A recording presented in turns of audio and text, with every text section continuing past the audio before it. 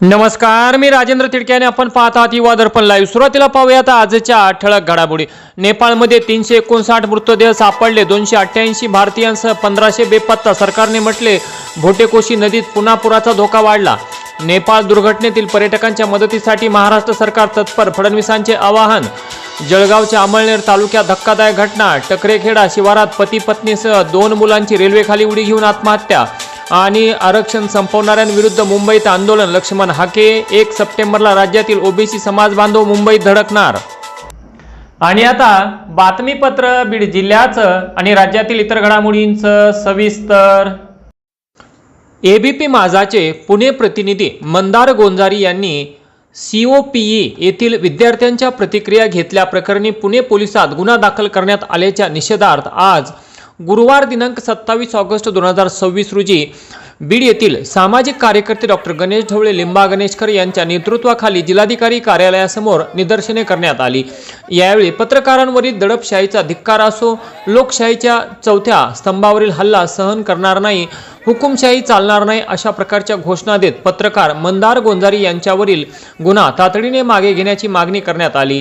आंदोलकांच्या वतीने जिल्हाधिकारी यांच्या मार्फत मुख्यमंत्री तथा गृहमंत्री देवेंद्र फडणवीस, उपमुख्यमंत्री एकनाथ शिंदे, पालकमंत्री सुनेत्रा अजित पवार, पोलीस महासंचालक तसेच विशेष पोलीस महानिरीक्षक यांना निवेदने देण्यात आली।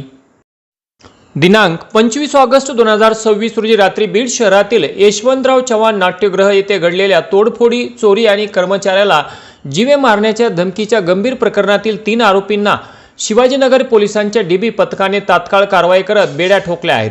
दिनांक 25 ऑगस्ट 2026 रोजी रात्री नाट्यगृहाच्या पार्किंगमध्ये काही इसम दारू पीत बसले होते। त्यावेळी नाट्यगृहाच्या पर्यवेक्षकाने त्यांना हटकले असता त्यापैकी एकाने त्यांना जीवे मारण्याची धमकी दिली। त्यानंतर रात्री सुमारे 9 वाजता आरोपींनी नाट्यगृहाच्या मुख्य प्रवेशद्वाराची काच फोडून आत प्रवेश करत QSC कंपनीचे 2 मॉनिटर साऊंड चोरी करून नेण्यात आले। तसेच बाहेर उभ्या असलेल्या नगर परिषदेच्या घंटा गाड्यांच्या काचा फोडून मोठे नुकसान करण्यात आले। या प्रकरणी शिवाजीनगर पोलीस ठाण्यात गुन्हा दाखल करण्यात आला असून या गुन्ह्याचे गांभीर्य लक्षात घेत शिवाजीनगर पोलिसांनी तातडीने तपासाची चक्रे फिरवली आणि 3 संशयितांना ताब्यात घेतले असून त्यांनी गुन्ह्याची कबुली दिली आहे। अटक करण्यात आलेल्या आरोपींमध्ये प्रतीक उर्फ गड्या जगन्नाथ गायकवाड वय 18 वर्षे 4 महिने, रोहन दहिवाळ वय 19 वर्षे आणि रितेश वीर वय 24 वर्षे यांचा समावेश आहे। ही कारवाई पोलीस अधीक्षक श्री नवनीत कामत, अप्पर पोलीस अधीक्षक श्रीमती चेतना तिडके मॅडम यांच्या मार्गदर्शनाखाली शिवाजीनगर पोलीस ठाण्याचे पोलीस निरीक्षक शीतल कुमार बल्लाळ, API प्रल्हाद मुंडे, पोलीस अंमलदार रवी आघाव, अनंत गिरी, अनिल घटमळ, गणेश आगे, विजय बोडके यांनी मिळून केली। तर या घटनेचा पुढील तपास सुरू आहे।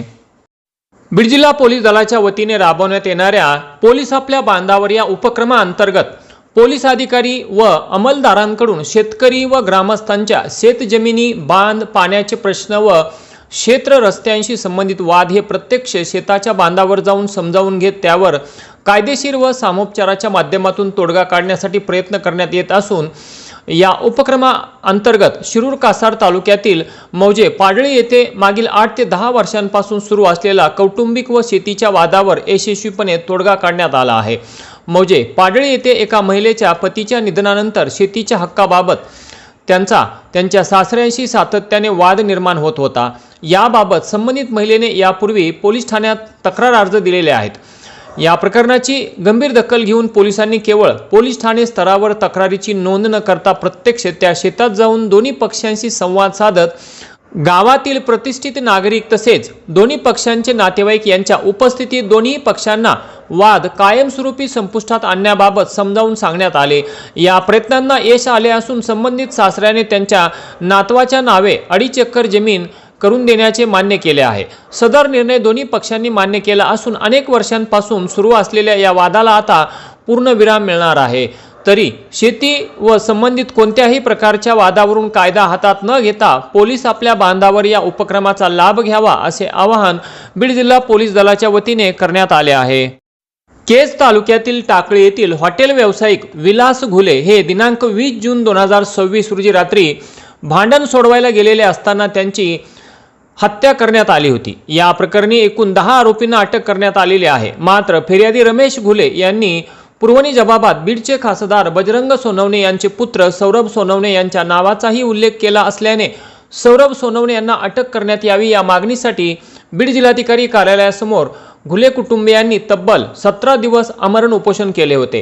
तर सध्या या प्रकरणाचा तपास हा CIDकडे असून आज दिनांक 27 ऑगस्ट रोजी फिर्यादी आणि स्वर्गीय विलास घुले यांचे बंधू रमेश घुले यांनी छत्रपती संभाजीनगर येथे जाऊन CIDच्या कार्यालयात CIDचे पोलीस अधीक्षक यांच्याशी चर्चा केली। पाहुयात रमेश घुले यांनी नेमकी काय चर्चा केली ते। गेली 3-4 तास SP साहेबांसोबत चर्चा झाली। काय चर्चा झाली आणि पुढची दिशा काय असेल काय सांगाल तुम्ही?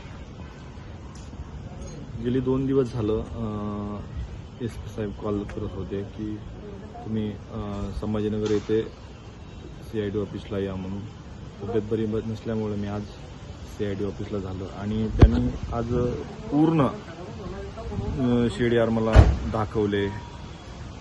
त्या CDRमध्ये स्पष्ट घटनेच्या दिवशी आणि मंदिरावरती जी बैठक झाली त्यामध्ये जे गटामध्ये जे आरोपी होते त्यांचेही CDR दाखवले। तर त्या CDRमध्ये त्यांचे कॉल CDRमध्ये स्पष्ट दिसून आलेत आणि ह्याच्यामध्ये जो घटनास्थळी जो आरोपी आहे की 19 तारखेला जी उमेश माने याच्यावरती जो 1 दिवस अगोदर घटनेचा हल्ला झाला त्याच आरोपी आणि त्याच दिवशी पण सौरभ सोनवणेला कॉल झालेलं हे CDRमध्ये स्पष्ट झाले आणि 29 तारखेपर्यंत आम्ही त्यांना चौकशी करून त्यांच्यावर कारवाई करून म्हणून मला आता त्यांनी आश्वासन दिले आणि माझा जे आपले CIDचे SP आहेत SP साहेब काळे साहेब त्यांच्यावरती विश्वास आहे की ते ॲक्शन घेतील।